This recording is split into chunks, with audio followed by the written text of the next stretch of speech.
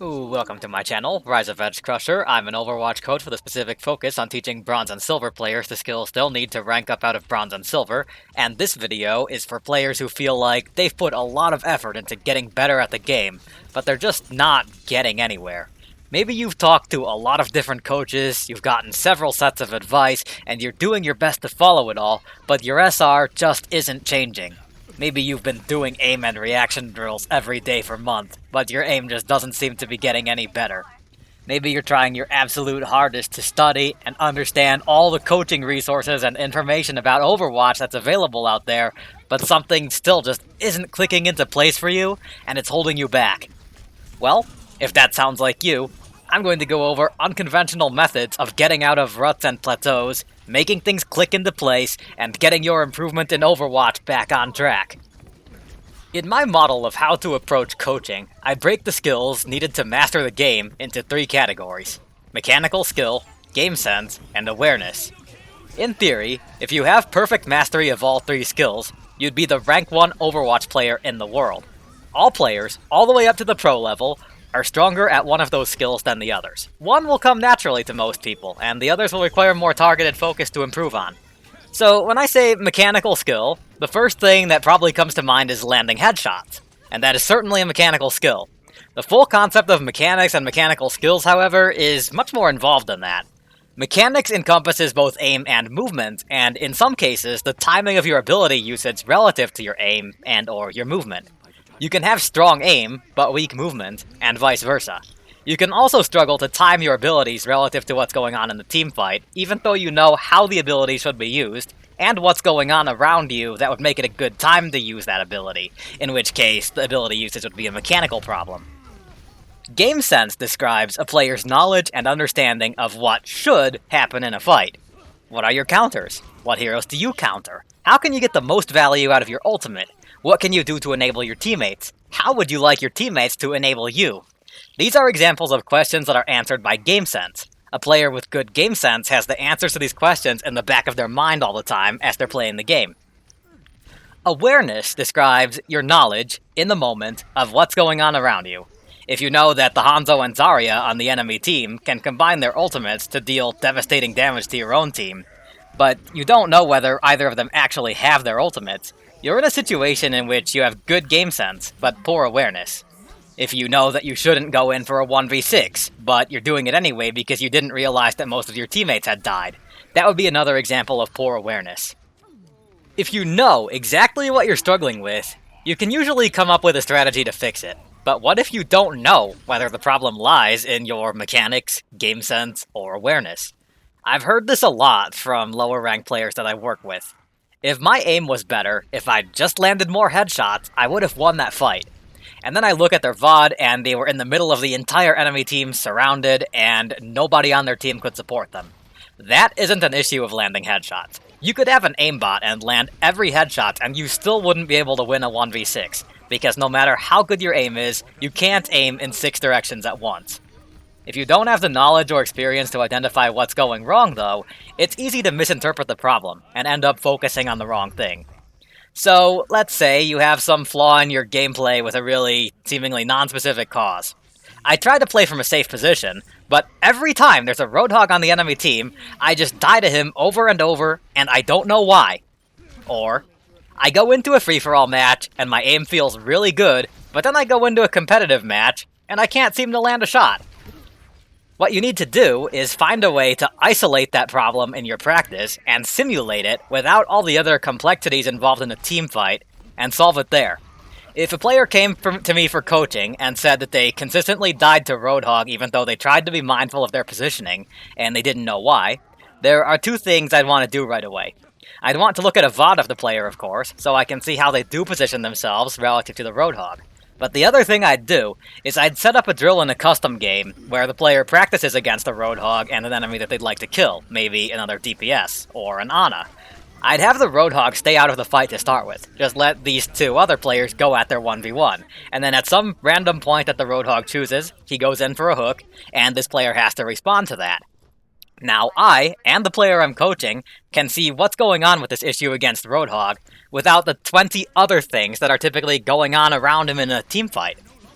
For the player who does well in free-for-all but can't land a shot in a normal game, I'd put him in a custom game against 5 enemies with reduced damage output. So they can't kill him, but they can spam at him and create all this visual clutter and be annoying. And then there'd be one Mercy on that team, flying back and forth between these other players. And the player I'm coaching, his goal for the practice would be to kill the Mercy. This drill eliminates the teamfight complexities of engaging with one's team or dying out of position, and allows the player to focus on improving their aim, specifically under the condition of having shields, spam damage, and all this other visual clutter in his face. There are many, many drills that you can build in custom games without even needing to use the workshop, which isolate specific problems you may be having. I've made drills to teach map rotations, Mei players to wall off Reinhardts, and Reinhardts to outplay Mei walls, main and off tanks to keep track of each other's positions, Ana players to positionally negate Genji players, and several others. I'll list some of the custom game codes in the description below the video. Isolating a problem in Overwatch doesn't necessarily have to be limited to the game of Overwatch itself. One of the most common problems that lower-ranked players I've worked with have had is that they panic and rush their shots, and then they miss every shot. Not because they can't aim, but because their brain is just in that panic mode.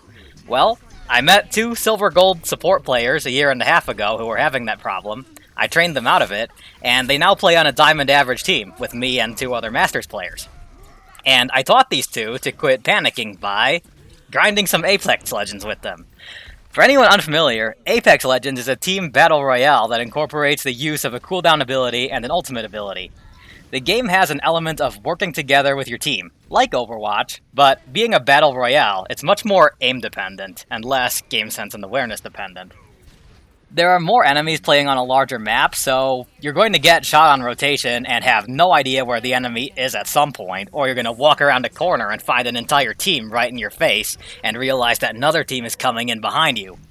But there's also less going on than in Overwatch, in that cooldowns are used once per fight, and usually don't have a huge impact, so you don't have to keep track of them all the time.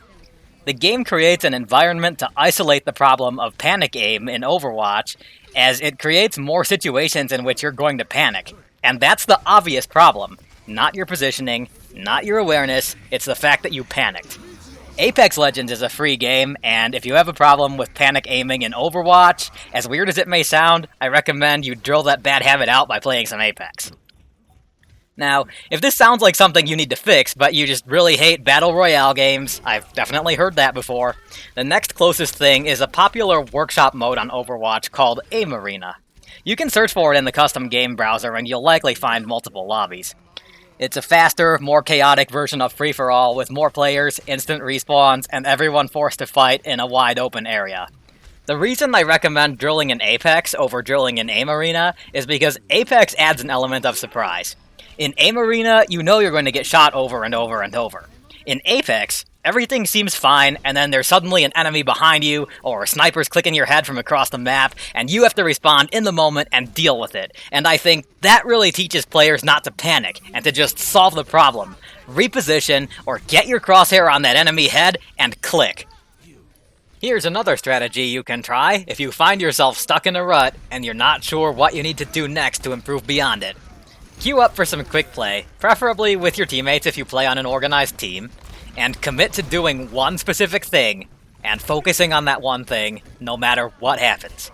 If you're usually a cautious, supportive player who likes to be safe in the back and doesn't respond well to being pressured, commit to playing extremely aggressive all the time, even when you know it's a stupid thing to do. If you're a player who struggles to aim when there are a ton of shields or teammates in front of your face, and therefore you tend to step off to the side and stand in vulnerable positions, commit to always playing directly behind your tanks during practices. If you have a problem like that, which only manifests under specific circumstances, forcing the circumstances will help you learn ways to negate the problem. If you have a mindset issue, such as playing too cautious or too aggressive all the time, forcing the opposite extreme will show you some results that will surprise you, and help you learn where that middle ground is. My next tip is for those players who tell me that they have a bad habit, and they're aware that they have a bad habit, but they just can't seem to break it. Genji players who realize they did a bad swift strike the moment they end up in the middle of the enemy team, Reinhardt players who realize that their charge is overly aggressive and suicidal as they're speeding to a certain death. Picked up one of those habits in a lower rank and now you're trying to climb and you just can't seem to break it? Well, then write a post-it note and attach it to the bottom of your monitor. I had one for about a year after I first started working with a coach, from the time I was bronze until the time I touched diamond, that said, "I will not waste Swift Strike." Later on, I had one that said, "Check Anna's sightline before dragonblading." As I record this video, I have one that says, "Focus single enemy in clump. Don't spam shots mindlessly." Seeing that post-it note in the corner of my eye reminds me to think about my bad habit before I act on it, not after I make another mistake. The final, but perhaps most important tip that I'll cover in this video is actually something I learned in my martial arts training, but I found that it applies in esports as well. If you're practicing every day, but you're just going through the motions and your mind isn't really in what you're doing, then the time you spend on practice is wasted. 5 minutes of good quality, focused practice with an alert mind is much more valuable than 2 hours of aim training in which you're just clicking buttons with your brain on autopilot. There's actually a technique I use, which won't work for everyone, but it has helped me to improve, and I think it will help some of you as well. When I have downtime, such as waiting to check out at the grocery store, in my head, I'm going over the results I'd like to see in Overwatch and the mechanical actions I need to go through with my arm and hands to make it happen. For example, I'll imagine that I've isolated an enemy McCree as Genji, and now I have to win the 1v1 against him. I visualize the arm animation of the McCree throwing the flashbang, and the timing with which I need to activate deflect. I picture my crosshair following the McCree's head, and at the exact speed and position with which I'll need to move my mouse to match his movement speed at a range of 5 meters, which is what I'd like to maintain from him. Focus is something that you can practice. If you feel like you're just going through the motions, your mind is out of sync with your body, and you're running on autopilot without making conscious decisions, take a breath, clear your mind, and bring your actions back under your control. That concludes this video on unconventional methods of improvement. I hope you found this video helpful. Please feel free to leave any feedback in the comments below. Good luck in all your Overwatch conquests!